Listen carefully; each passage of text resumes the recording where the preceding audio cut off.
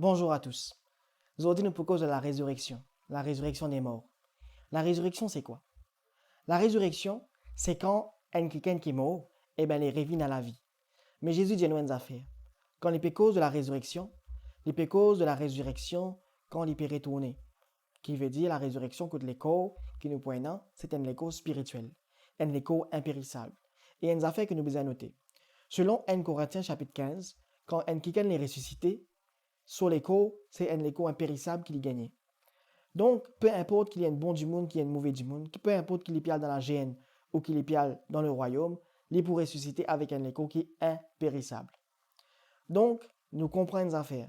Si sur l'écho impérissable, donc ça veut dire qu'il n'est pas pour mort. Ça veut dire aussi que la traduction de beaucoup de versets comme étant la vie éternelle aussi, c'est à être mis en cause. Donc, quand Jésus a fait cause de Zoé, et qu'il est cause de Aionios Zoé, ou Aionion Zoé, ou plutôt ce qui nous traduit comme vie éternelle, il est cause de la vie dans le monde à venir. C'est ça que nous devons comprendre.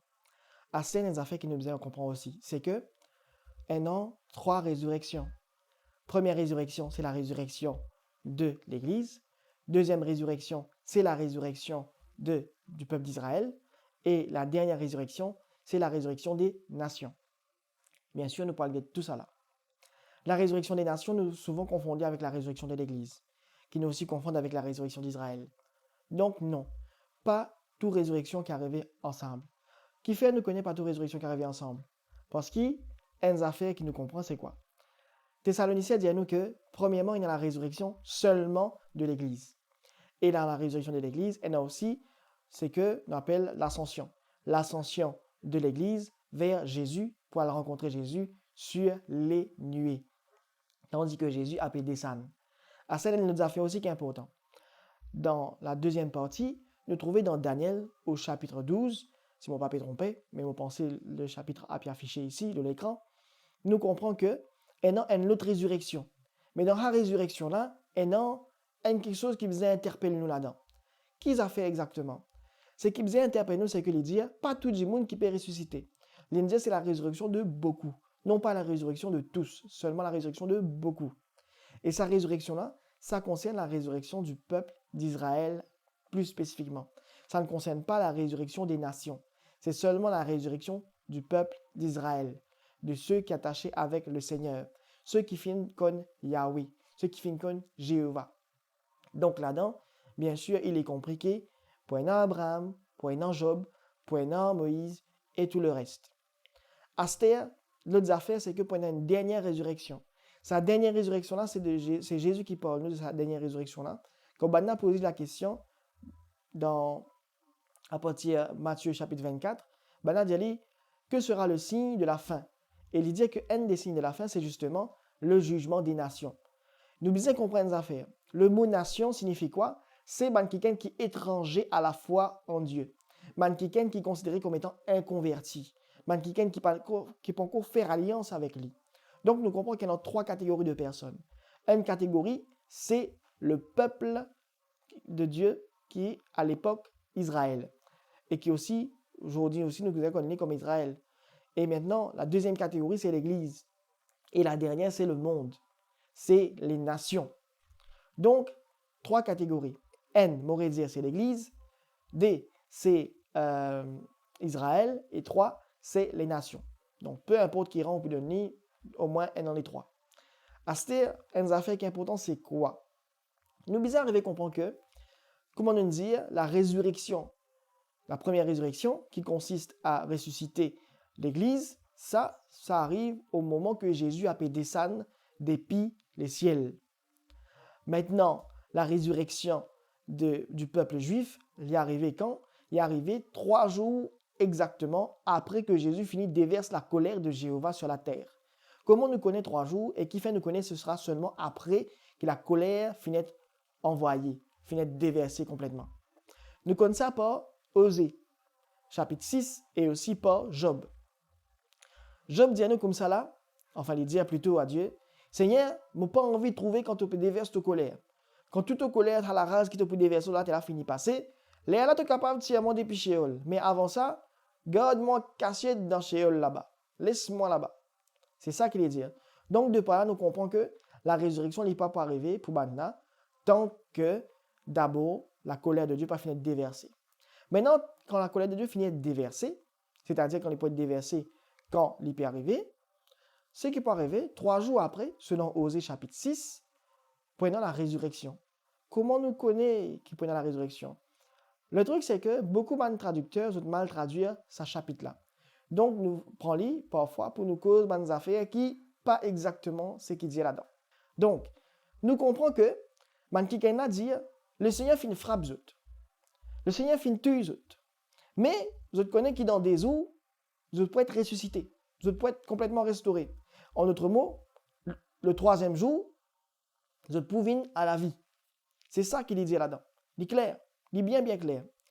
Asté qui n'est arrivé pour qu'il bon Dieu frappe zut. Bon Dieu dit pour lui faire la purification parmi ce peuple, il peut bien d'abord envoyer contre zut ce colère. Il peut bien envoyer zut une façon de parler, il peut bien purifier zut au travers du feu, c'est-à-dire au travers de la grande tribulation. Donc la grande tribulation, c'est vraiment quand? C'est juste avant que Jésus-Christ revienne. Comment nous connaissons la grande tribulation arrivée avant que Jésus-Christ vienne? Donc avant l'enlèvement de l'Église. Et comment nous comprenons que la grande tribulation, ce n'est pas pour les chrétiens, mais c'est spécifiquement pour le peuple juif? C'est parce que quand Jésus peut causer, premièrement, il peut causer pour les juifs, deuxièmement, Zacharie dit à moi que c'est pour les juifs, et aussi une autre affaire, c'est que nous avons compris, c'est que Jésus dit à moi, sa grande tribulation va arriver d'abord et après le Fils de l'homme pour apparaître. Après que le Fils de l'homme pourrait venir, pour le nuer avec les saints. Donc, nous serons ensemble avec lui, les anges aussi avec lui. Nous tous, nous sommes le corps des saints qui est pour venir avec Jésus-Christ.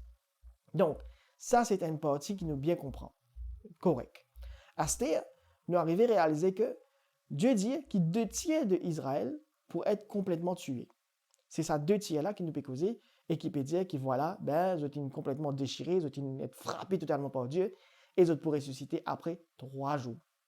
Donc, Daniel aussi dit à nous comme ça là que quand ils ont pour ressusciter, prenez une infime partie même qui pourrait ressusciter. Certains pour ressusciter pour rentrer dans le royaume, d'autres pour ressusciter pour aller dans la géhenne. Ils être purifiés d'abord. Donc après, le règne de Jésus-Christ, il est pour continuer. Tandis que Jésus-Christ pour régner, pour un monde qui pour mourir, pour un monde qui pour perdre la vie. Mais la parole de Dieu dit à nous, qui pas prenant tout ça dans affaires qui est en fausse couche, pas prenant ça dans affaires qui va du monde mozen. Qui fait? Parce que quelqu'un qui meurt à 100 ans, pour considérer comme étant encore un zénis. À le comprendre. À certaines autres affaires aussi qui nous comprend, c'est que lui dire, maintenant le pécheur qui prend dans 100 ans, l'époux souhaite une malédiction. Pourquoi? Parce qu'il est fini d'être marqué pour être jeté dans la géhenne.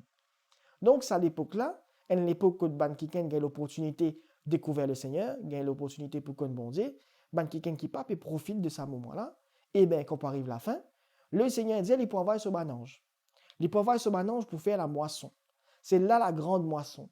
La grande moisson, c'est quoi? C'est que les anges peuvent être envoyés pour aller prendre parmi les nations ceux qui sont bons et ceux qui sont méchants. Donc, c'est la séparation qui nous causait dans Matthieu chapitre 25, si mon pape est trompé. Donc, sa séparation-là, c'est une séparation qui est vraiment bien, bien utile. Pourquoi? Parce que c'est là qu'il nous trouvait que le Seigneur, pour prendre les bons, pour prendre, c'est-à-dire le blé, pour mettre dans le royaume et pour prendre l'ivraie et pour le brûler. C'est-à-dire pour mettre dans la fournaise ardente de la purification. Qui fait nous dire la fournaise ardente de la purification?